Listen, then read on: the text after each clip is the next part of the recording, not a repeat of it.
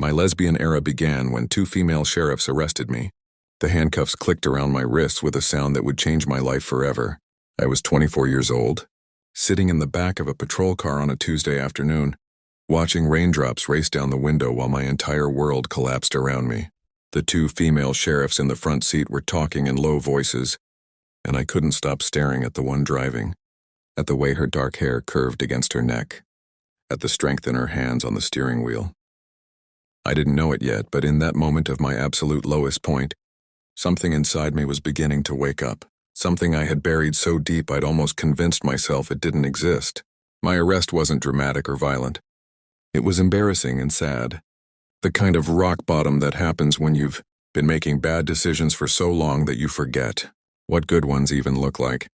I'd been caught shoplifting, of all things, stealing makeup and groceries from a convenience store because my ex-boyfriend had drained our joint bank account before disappearing. 3 weeks earlier, I'd been too ashamed to ask my family for help, too proud to admit that I'd ignored every warning they'd given me about Marcus, too scared to face the fact that at 24, I was completely and utterly lost. Sheriff Rodriguez was the one driving, her partner Sheriff Chen sitting in the passenger seat filling out paperwork. They were both in their early 30s, professional and composed, and they treated me with a kindness I didn't deserve. Rodriguez kept glancing at me in the rearview mirror, her brown eyes softening each time she saw my tear-stained face. When we arrived at the station, Chen helped me out of the car with a gentle hand on my elbow, steadying me when my legs threatened to give out. They didn't mock me or lecture me. They just processed me with quiet efficiency, and somehow that made everything worse because I wanted them to be cruel, wanted them to confirm what I already believed about myself. If you believe in kindness and second chances, in the possibility that our worst moments can become turning points, please take a moment to like this video, leave a comment sharing your thoughts, and subscribe to channel name. Your support means everything, and it helps stories like mine reach people who might need to hear them. The county mandated 40 hours of community service instead of jail time because it was my first offense. I thought that was the end of it, that I'd serve my hours picking up trash on the highway and then disappear back into my miserable life. But Sheriff Rodriguez had other ideas. She showed up at my apartment 2 days after my court appearance out of uniform, wearing jeans and a simple blue shirt that made her eyes look even darker. She told me she ran a youth outreach program on weekends, working with teenage girls who were heading down troubled paths, and she needed volunteers. She said she saw something in me, something worth saving, though I couldn't imagine what it was. I said yes because I didn't know how to say no to her, because when she looked at me I felt seen in a way I'd never experienced before. The program met every Saturday at a community center in the part of town where I'd grown up, where the houses were small and the dreams felt even smaller. Rodriguez, I learned her first name was Elena, had created this space for girls who reminded her of herself at that age, angry and scared and convinced the world had nothing good to offer them. She taught them self-defense, helped them with homework, listened to their problems, and showed them that being strong didn't mean being hard. Chen, whose name was Sarah, joined us most weeks too. She was quieter than Elena, more reserved, but she had this way of noticing things, of seeing when someone was struggling, even when they were trying to hide it. She'd been a social worker before becoming a sheriff, and she understood trauma in a way that made the girls trust her with their secrets. Together, Elena and Sarah had created something beautiful, a refuge that felt like the family many of these girls had never had. I started coming early and staying late. I told myself it was just about fulfilling my community service hours, about getting my life back on track. But that wasn't the whole truth. The whole truth was that I couldn't stop thinking about Elena, about the way she moved through the world with such certainty, about how her laugh sounded when one of the girls made a joke, about the feeling that bloomed in my chest every time she smiled at me. I'd had crushes on girls before, fleeting attractions I'd dismissed as admiration or confusion. But this was different. This was want and need and recognition all tangled together. A mirror being held up to parts of myself I'd been terrified to acknowledge. Sarah noticed first. She caught me watching Elena during a self-defense demonstration one Saturday, saw something in my expression that made her pull me aside afterward. We sat on the steps outside the community center while the girls packed up inside, and Sarah didn't ask me any questions. She just started talking, telling me about her own journey, about realizing she was gay in her 20s, about the fear and the freedom that came with finally being honest about who she was. She told me that Elena had been her partner, her romantic partner, for 3 years now, and that coming out as a lesbian couple-in-law, enforcement hadn't been easy, but it had been worth it because living a lie was harder than facing any prejudice. I cried on those steps, sobbing in a way I hadn't let myself cry since the arrest, since Marcus left, since maybe ever. Sarah put her arm around me and let me fall apart. And when I was done, when I was empty and raw and more myself than I'd been in years, she said something I'll never forget. She said that sometimes the worst things that happen to us are actually doorways, painful and terrifying doorways, that lead us to versions of ourselves we never knew existed. She said my arrest had been a doorway, and now I got to choose whether to walk through it or stay stuck in the same small room I'd been living in my whole life. The next few months were a revelation and a revolution. I started therapy, real therapy with a woman who specialized in helping people come out to themselves. I got a job at a bookstore, something simple but honest that let me start rebuilding my finances and my self-respect. I kept volunteering at the program, and Elena and Sarah became not just my mentors but my friends, showing me what it looked like to be a queer woman living openly and unapologetically.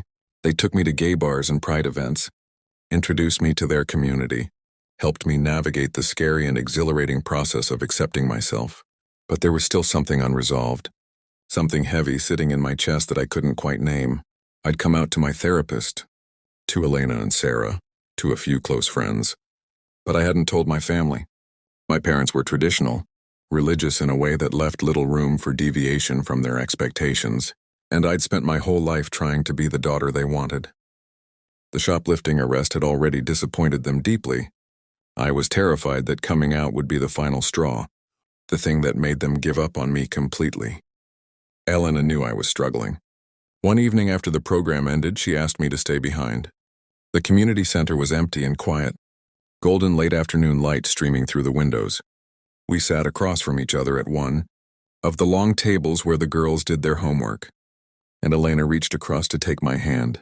Her touch sent electricity through my entire body. But it wasn't romantic or sexual, it was just human, just one person reaching out to another with genuine care. She told me that she understood my fear, that she'd lost people when she came out too, that it still hurt years later. But she also said that living authentically was the greatest gift I could give myself, and that anyone who couldn't love the real me wasn't actually loving me at all. They were loving a performance I was exhausting myself maintaining. That conversation gave me the courage I needed. I came out to my parents on a Sunday afternoon in their living room, the same room where I'd played as a child, where I'd had birthday parties and Christmas mornings and all, the normal markers of a conventional life. My mother cried. My father was silent. But unlike my worst fears, they didn't throw me out or disown me. They were hurt and confused, yes, and they said things that stung, things about this being a phase or me being influenced by the wrong people. But underneath their disappointment was love, complicated and conditional, but still love. And my mother ended the conversation by saying she needed time, but that I was still her daughter. It wasn't perfect, but it was a beginning. Over the following year, my relationship with my parents slowly started to heal. They saw me becoming healthier, happier, more myself than I'd ever been. They met Elena and Sarah, saw how much these women had helped me, began to understand that my queerness wasn't a tragedy but a truth. My mother started asking careful questions about my life, showing genuine interest in the women I dated, trying in her imperfect way to bridge the gap between her beliefs and her love for me. The youth program continued to be my anchor. Watching those teenage girls grow and change, seeing them become more confident and brave, reminded me constantly of my own transformation. Some of them were queer too, and being able to offer them the kind of support and visibility I'd never had at their age felt like turning my pain into purpose. Elena and Sarah taught me that this was what healing looked like, not just fixing yourself but using your experiences to help others, creating ripples of change that extended far beyond your own life. On the 1-year anniversary of my arrest, Elena and Sarah threw a small party at their house. It was just the 3 of us and a few other people from the program, but it felt momentous, a celebration of how far I'd come. As we sat on their back porch watching the sunset, Elena raised her glass and toasted to second chances, to doorways, to the unexpected ways life redirects us toward our true paths. Sarah added that she was proud of me, that watching my journey had reminded her why she did this work, why believing in people's capacity for change mattered so much. If this story has touched your heart, if you felt that recognition of finding yourself in your darkest moment, please take a second to like this video and share it with someone who might need to hear it. Your engagement truly makes a difference. I'm 30 now, 6 years past that rainy Tuesday when 2 female sheriffs arrested me and accidentally set me free. I'm in a relationship with a woman I met through the program, someone who sees all of me and loves what she finds. I still volunteer every Saturday, still work alongside Elena and Sarah, still watch teenage girls discover their own strength and potential. My relationship with my parents isn't perfect, but it's real, built on honesty rather than pretense. And sometimes when I'm feeling reflective, I think about that girl crying in the back of a patrol car, convinced her life was over, having no idea it was actually about to begin. If my story resonated with you, if you believe in the power of transformation, please leave a comment below, sharing your own experiences with finding yourself or overcoming difficult times. I read every single one, and your stories inspire me. My lesbian era didn't just begin when 2 female sheriffs arrested me. It began when I stopped running from myself. When I walked through that painful doorway Sarah told me about. When I chose authenticity over approval. Those handcuffs that clicked around my wrists weren't just restraints. They were keys unlocking a version of myself I'd kept imprisoned for far too long. And every day since, I've been learning what it means to be truly, courageously, beautifully free.